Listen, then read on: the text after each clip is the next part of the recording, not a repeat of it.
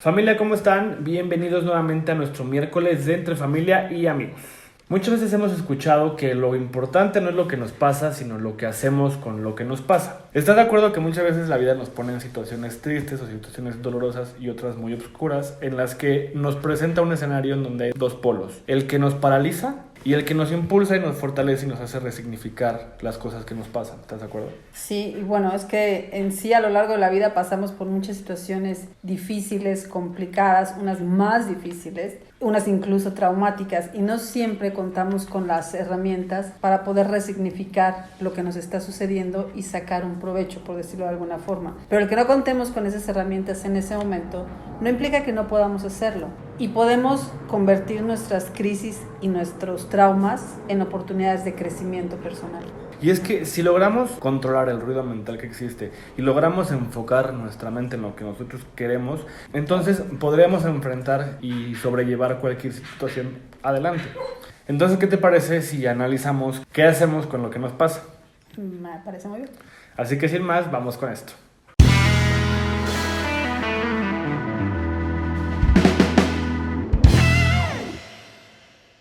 Lo primero que tenemos que hacer para resignificar nuestra vida es salirnos de la postura de víctimas. Hay dos cosas en la vida que no te ayudan en nada: sentirte culpable o sentirte víctima. Ante cualquier situación que te pase, lo primero que tienes que hacer es analizar qué tan malo, difícil o complicado es lo que me está pasando en relación con otras cosas. Y ojo, porque ¿cuántas personas conocemos que viven estacionadas en un momento particular de su vida? Por ejemplo, hay personas que dicen: es que mi vida es muy complicada porque desde que nos abandonó mi esposo, pues todo se complicó y yo tuve que... Y te cuentan todo un drama, y cuando tú dices, bueno, me imagino que la acaba de dejar o el año pasado, ¿no? Cuando dices, oye, ¿cuándo te dejó tu esposo? No, hace 20 años, pero es que yo sigo así. Se quejan de, es que mi papá me maltrataba, y la persona tiene 40 años, ¿no? Te quedas estacionada, y ese es el punto de... Tienes que aprender a analizar qué tan difícil o complicado es comparado con otras cosas, porque hay personas que realmente tienen argumentos o tienen razones para sentirse devastados. ¿Tú qué opinas, Laika? ¿Te sientes devastada, Laika? Para sentirse devastados con lo que les pasa en la vida. Pero, sin embargo, a pesar de lo que les sucede, logran salir adelante. Por ejemplo, Stephen Hawking fue una persona brillante que vivió una vida normal hasta sus 26 años, cuando le detectan esclerosis, que le afecta principalmente en el cerebro, en esa parte que lleva la parte motriz, y por eso empieza a perder movilidad. Le diagnostican que le quedan 2 años de vida. En ese momento sí, evidentemente se deprime, debe haber una depresión impresionante. Podría haber dicho, pues ya para qué. Sin embargo, tenía una mente brillante y le gustaba investigar, y él no se dejó abatir por lo que le estaba sucediendo, al contrario, buscó la forma de poder salir adelante a pesar de lo que le estaba sucediendo. Y dentro de las enseñanzas que nos dejó, con independencia del área científica, las enseñanzas de vida fue, primero, aprender a aceptar lo que te sucede. La realidad es lo que es, no la puedes modificar, acéptala. Y si bien tiene limitaciones, acepta tus limitaciones, pero no dejes que tu mente deje de funcionar.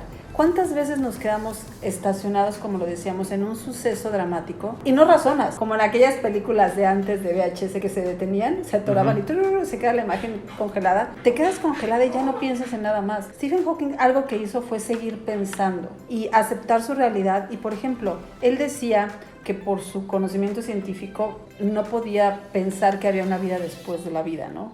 Porque no había alguna forma de comprobarlo. Lo que puedo pensar es que lo que tenemos es el hoy, lo que vivimos, y ya. Entonces, si lo único que tienes por vivir es esta vida, pues vívela y disfrútala al máximo, cuando además el universo es maravilloso. Y otra cosa es, aprendió a reírse de sí mismo, que es fundamental. Sí, básico. Él autorizó y participó en la creación de su personaje en Los Simpsons. Participó en series como The Big Bang Theory, donde se burlan muchas veces de él. Sacan un carrito de control remoto de él mismo. De él mismo. Y él mismo hace bromas a los personajes. Otra persona de la cual podemos aprender también es Nick Vujicic. Él, desde que nació, su vida fue complicada. Y fue tanto complicada para él como, imagínate, para su mamá. Cuando todo el embarazo la mamá estuvo preguntando, oigan, ¿todo bien? Cuando nace, ve el resultado. Al principio fue un shock tal que no quería verlo y decía, llévenselo, aléguense, no quiero verlo. Ya después, cuando asimila la situación, es todo lo contrario, y la mamá y el papá le brindaron todo el apoyo. Pero imagínate para él desde chico entender que era completa y radicalmente diferente a los demás, Sí, claro. sus limitaciones, al grado que a los 8 años se quería suicidar. Y lo único que le impidió hacerlo fue el pensar el sufrimiento que le iba a causar a su familia, porque iban a pensar que pudieron haber hecho más por él. Entonces dijo, bueno, me voy a esperar a los 21 años. Pero él se decía, ¿qué voy a hacer de mi vida? O sea, Sí, ¿cómo me voy a desempeñar? ¿cómo vas a empeñar? O sea, no quiero ser una carga para mi familia. En una clase los pasan a dar una plática y él decide hablar sobre su situación. Y entonces se da cuenta que empieza a motivar a la gente al grado de que una niña lo abraza, le dice que si puede pararse, lo abraza y le dice, es que eres hermoso. Entonces a mí nadie me había dicho que era hermoso. Y entonces como que le empieza a caer el 20 de que, bueno, vaya, mi situación le puede ayudar a otros. Pero la punta de lanza fue cuando en una misa lo invitan a dar, porque es muy religioso, lo invitan a dar una plática y dentro de los asistentes está una pareja con un bebé igual a él. Entonces cuando se lo llevan, él se impacta y entonces la familia llega con 1000 preguntas de cómo le haces, ¿no? Sí, claro. Y ahí él dice, yo le voy a ayudar porque a mí me hubiera gustado haber encontrado a alguien como yo que me dijera que todo va a estar bien, que todo se va a solucionar y cómo hacerle, ¿no? Y entonces fueron un apoyo para los papás porque los papás de Nick le dijeron de qué se trataba. Y Nick dijo, yo te voy a ayudar y te voy a apoyar y con la silla de ruedas y para que puedas y si se puede, etcétera. Entonces de ahí dijo, ese es mi objetivo, porque él sí le pedía a Dios y le decía, yo voy a decir que tú eres lo máximo y dame piernas y brazos y voy a decir que tú me hiciste el milagro, yo voy a decir que yo soy tu milagro. Sin embargo, llegó a la conclusión tras reflexionar que el milagro del cual iba a hablar era que se puede salir adelante a pesar de... No, y hoy el señor está casado y tiene hijos, todo el rollo, ¿no? Está casado, tiene 2 hijos. Creo que surfea, ¿no? Surfea, Sí, es increíble anda eso. en patineta, Sí. maneja, hace 1000 cosas Sí, está cañón. que muchas personas que estamos completas no hacemos. Y que nos la pasamos quejándonos. Y nos la pasamos quejándonos. Entonces, aprende a reírte de ti mismo. Yo tuve la oportunidad, la gran oportunidad de ir a verlo en una conferencia que dio. Y él platicaba de eso, que aprendió a reírse y cómo espantaba a la gente. Él contaba que tiene un coche adaptado para él y se le veía de esta parte para arriba. Entonces las personas que iban en los coches de alrededor pues veían una persona normal. Cuando él se daba cuenta que volteaban a verlo como normalmente volteaban, ¿no? Le gustaba darse la vuelta, pues imagínate, en su tronco podía voltearse así, pero entonces volteaba toda la cabeza. La gente se espantaba porque parecía que lo que daba vuelta era la cabeza. Como el exorcista. Entonces, como el exorcista. O luego con sus hermanos y sus primos también jugaban en los centros comerciales a burlarse y le decían, ay, ve ese niño que no tiene piernas. Porque la familia algo que hizo fue protegerlo en el sentido de nunca lo minimizaron en, ay, no, no te sientas mal. No, al contrario, era una forma de enseñarle a burlarse de él. Al grado que una vez pasaron por una tienda, había unos maniquís de ropa interior y eran como Nick, o sea, no tenían brazos ni piernas y entonces se reían y le decían, ay, mira, es como tú. Bueno, metieron a Nick al aparador y entonces él se ponía así como si fuera un maniquí y cuando la gente pasaba volteaba y les hacía cara y se contorsionaba y la gente salía corriendo, ¿no? O sea, Qué imagínate padre. esa capacidad de reírte de ti. Sí. Y le decía a la familia, si no la haces motivando gente, ya tienes trabajo en los aparadores de maniquí. O sea, esa capacidad de reírte de tus problemas y encontrarle un sentido a lo que te pasa es maravilloso. Y otra que ya, para finalizar los ejemplos, quisiera aprovechar es una modelo brasileña, se llama Paola Antonini. Ella a los 19 años sufrió un accidente, iba a salir de viaje, estaba guardando maletas, llegó una persona en estado de ebriedad que perdió el control del coche, le llegó por atrás, la tuvieron que llevar al hospital, 14 horas de operación y tuvieron que amputarle una pierna. Imagínate tú a los 19 años que te dedicas al modelaje y que te digan qué pena tuvimos que amputar. Y ella dice, vale, si eso fue lo que tuvieron que hacer para salvarme la vida, no hay problema.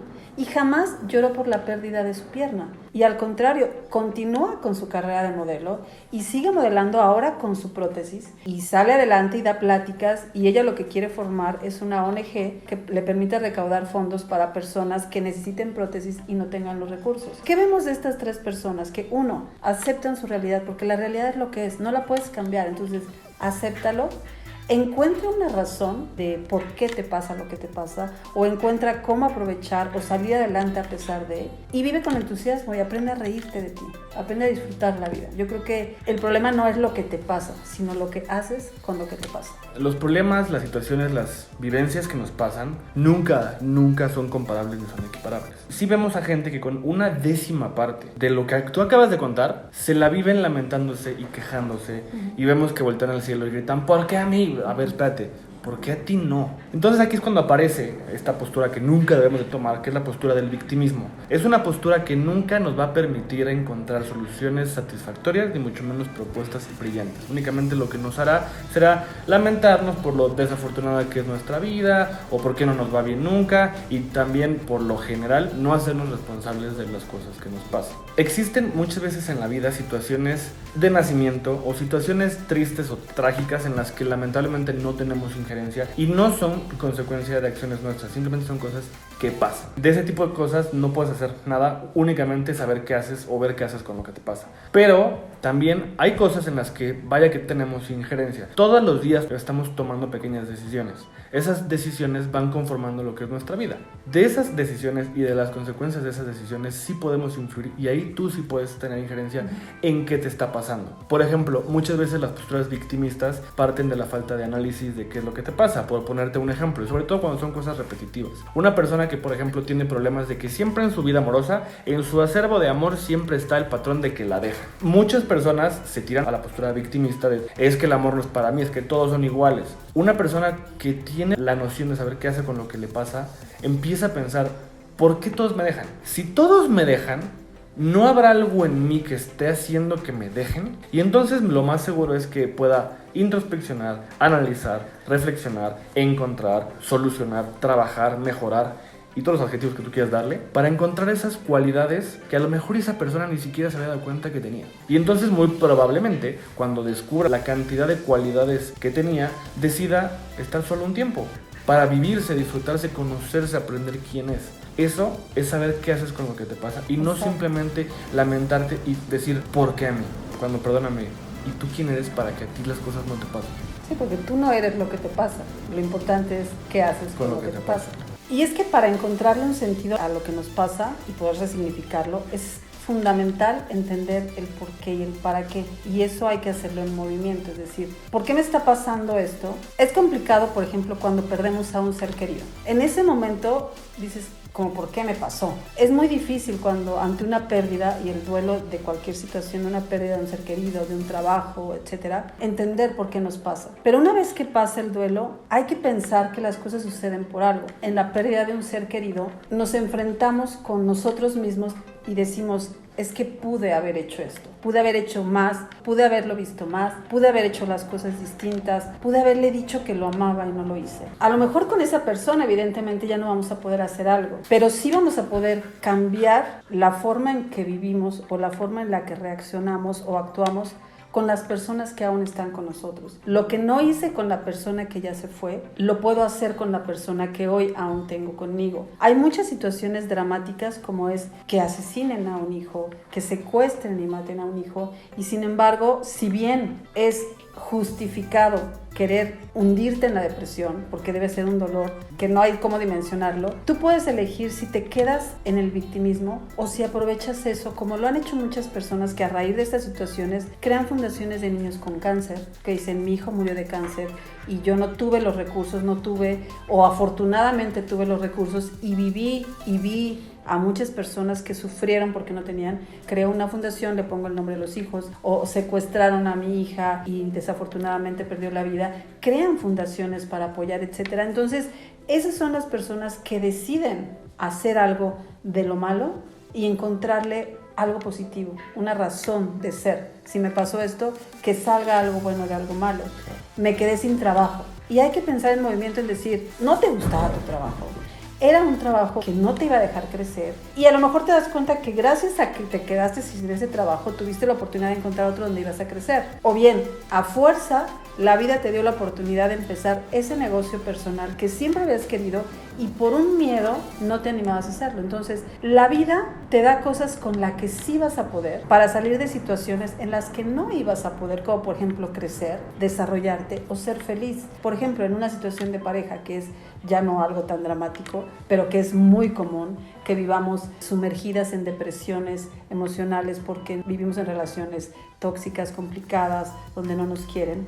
Y a veces salirnos de esa relación para encontrar una que sí. Dicen que si vas a llorar, pues mejor llora porque sueltas y no porque sigues sufriendo una relación tóxica, ¿no? A veces duele muchísimo que alguien a quien queremos se vaya de nuestra vida, pero es 1000 veces peor que alguien que no quiere estar contigo se quede. Para poder entender un poquito más objetivamente lo que nos pasa, sería interesante empezar a ver la definición de justicia. Va relacionada a los valores que se inculcan en la sociedad. La premisa de la justicia empieza por otorgarle o darle a cada quien lo que merece con base en sus actos y comportamientos. Sin embargo, con el avanzar del tiempo, esta definición se fue tergiversando y acabamos por creer que la justicia es que a la gente buena le pasen cosas buenas y a la gente mala cosas malas. La realidad es totalmente diferente, porque en la realidad vemos que a la gente buena le pueden pasar cosas malas y a la gente mala le pasan cosas buenas. Por esta irracionalidad del concepto que acabamos de crear, mucha gente se la lleva lamentándose. Es vital hacer a un lado estos mitos, estas creencias y estas definiciones, porque últimamente, ¿quién dijo que la vida es justa? Si vamos por la vida pensando y lamentándonos por qué es justo y qué no, de verdad nunca vamos a salir de ahí, nunca vamos a crecer y nunca vamos a alcanzar a ver qué podemos hacer. Dejemos de lamentarnos si la vida es justa o no y empecemos a analizar qué nos pasa, por qué nos pasa y tomemos acción sobre ello. O sea, la vida es lo que es. La vida no es buena ni mala, justa ni injusta. La vida es lo que es. Muy estoico ese comentario, pero es una realidad. Acepta la realidad como viene y como es.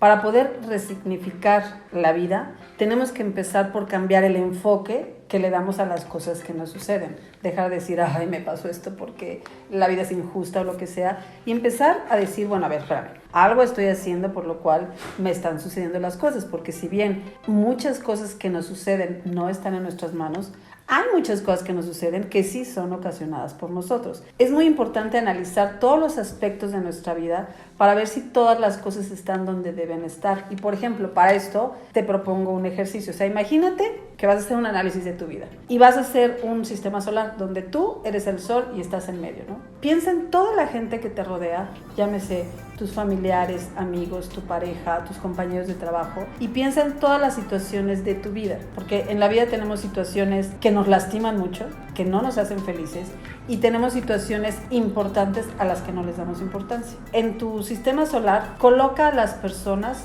como hoy están en tu vida. Te vas a dar cuenta que hay personas que están muy cerca de ti, que no quisieras tener tan cerca, o bien que no quisieras tener en tu vida, y amigos que están muy lejos y que quisieras tener más cerca, o personas importantes que te ayudan a crecer, que te ayudan, que te orientan, que te escuchan y que están muy lejos y quisieras tener más cerca de ti. Esas situaciones que deberías invertirles más tiempo como proyectos personales o situaciones que a ti te hacen sentir bien, tranquilo y en paz, que por falta de tiempo, por esas prisas, o bien por estar metido en los problemas cotidianos o en situaciones que te conflictúan y te hacen sentir mal, no les puedes dedicar tiempo. Entonces, observa tu sistema solar, cómo está hoy, el sistema de tu vida, y date cuenta de esas personas que están donde no deben estar y haz cambios. ¿Qué pasaría si esas personas que están cerca y te lastiman, las alejas o las sacas? Y las que están lejos las acercas, y las situaciones, etcétera, ¿me explico? ¿Cómo cambiaría tu vida? Si te das cuenta que quitando a la gente que te impide ser feliz, que te hace sufrir y situaciones así, y acercas a las situaciones y personas que te llenan, que te nutren y que enriquecen tu vida, ¿cómo cambiaría tu vida? Claro, y yo creo que también parte importante de ese cambio es qué te cuentas a ti misma. Si tú hoy pudieras replantearte preguntas o replantearte narrativas que tú misma te cuentas, ¿cómo te las contarías sabiendo lo que impacta? Porque el cerebro de eso vive. El cerebro crea tu realidad procesando las narrativas que tú te cuentas, y conforme a eso vas construyendo tú una realidad. La realidad es neutra, pero se va construyendo con base en lo que tú le dices y lo que tú le cuentas a tu mente. Por darte un ejemplo, frases como: gracias a la pandemia resignifiqué el valor de la familia, el valor de la salud, el valor del trabajo, el valor de la amistad y de quién está ahí para mí y quién me quiere, el valor de las cosas que verdaderamente valen la pena y no cosas en las que hace un par de años gastábamos tanto tiempo pensando que eran en realidad importantes, ¿no? Si pudiéramos hacer este tipo de cambios, nos quedaríamos mucho más libres de rencores, de ansiedades, de tristezas, de frustraciones, y entonces nos sentiríamos un poquito más libres para tener ese poder de definir y de decidir hacia dónde quiero enfocarme. Es fundamental analizar nuestras emociones, o sea, ¿cómo estamos? ¿Cómo nos sentimos día con día? Y es muy fácil, o sea, tienes el ceño fruncido, los brazos estresados, tienes ganas de llorar, tienes ansiedad. Analiza por qué. Mi rabia es porque estoy triste, es porque estoy inconforme, es porque estoy deprimido. Analiza analiza qué te está pasando, acepta lo que te está pasando y una vez que aceptes, realmente estoy muy triste o estoy muy desilusionado, entonces fluye con lo que estás sintiendo, déjalo fluir, déjalo que salga. Las cosas pueden ser buenas o malas, pero los sentimientos son lo que son. Si bien muchas de las cosas que te suceden no están en tus manos, sí lo está la forma en que la enfrentas. Y la mejor forma de enfrentar es asimilar lo que nos está sucediendo, aceptar los sentimientos que tenemos, dejarlos fluir y entonces ahora sí empezar a reconstruir lo que estamos sintiendo, porque eso es lo que muchas veces nos estaciona en una situación que no nos permite avanzar. Y bueno, la vida es simplemente lo que es. Y si logramos pasar del por qué me pasa esto al para qué me pasa esto, entonces podremos resignificar las cosas que nos suceden y para qué nos sucede lo que nos sucede. Hacer esto es un acto de valentía. No cualquiera logra pasar del por qué al para qué. Y valiente no es aquel que no teme, sino el que se atreve a atravesar el miedo. Exacto, porque muchas veces lo que quieres está justamente detrás del miedo. Como la mayoría de las personas no se atreven, es que no lo logran. Todo el mundo tiene miedo, de todo. Aprender a caminar, aprender a andar en bicicleta, en patines, desde que vas a la escuela, el primer día de clases, todo da miedo. Pero el chiste es cómo enfrentas ese miedo, no que no lo tengas. ¿A ti qué te da miedo, Luke?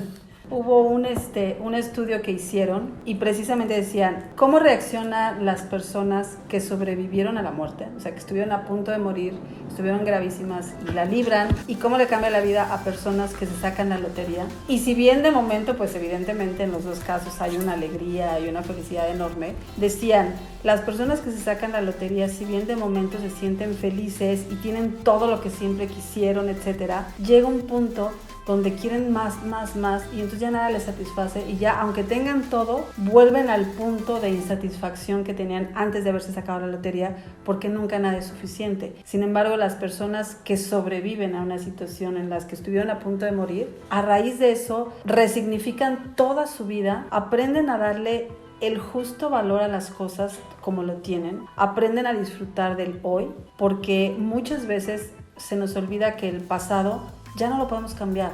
Lo que ya pasó, no hay forma de cambiarlo. Sin embargo, muchas veces ese pasado sí cambia enormemente nuestro presente y sobre todo nuestro futuro. La propuesta sería, si a ti te dijeran que te queda un día o una semana de vida, ¿qué reflexiones vendrían a tu cabeza? O sea, ¿qué dejaste de hacer? ¿Qué cosas hiciste que dices, híjole, invertí mucho tiempo en esto que lo hubiera invertido en otra cosa? ¿Qué cosas cambiarías? Y si después de esa semana te dijeran, nos equivocamos, como aquella película que, ¿cómo se llama? El Descanso, que si no la han visto, véanla. No es El Descanso, es la de las vacaciones, ¿no? Ah, las últimas vacaciones.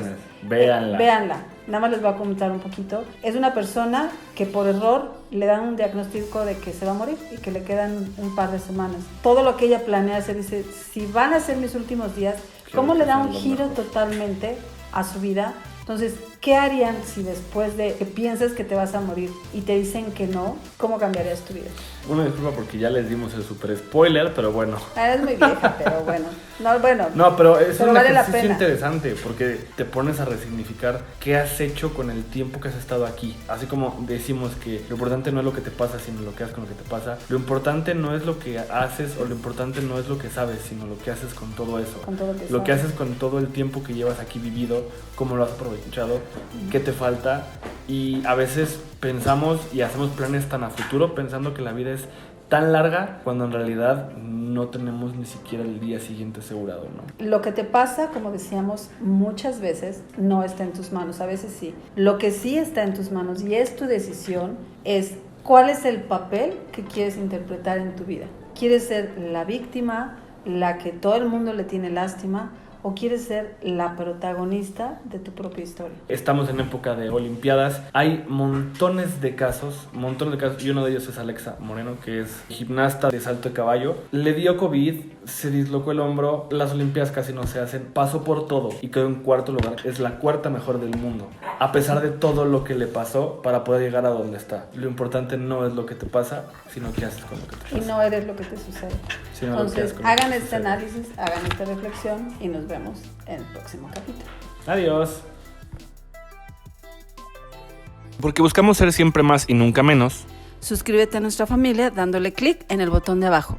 Dale like, comparte y déjanos tus comentarios. Búscanos en Facebook como Entre Familia y Amigos.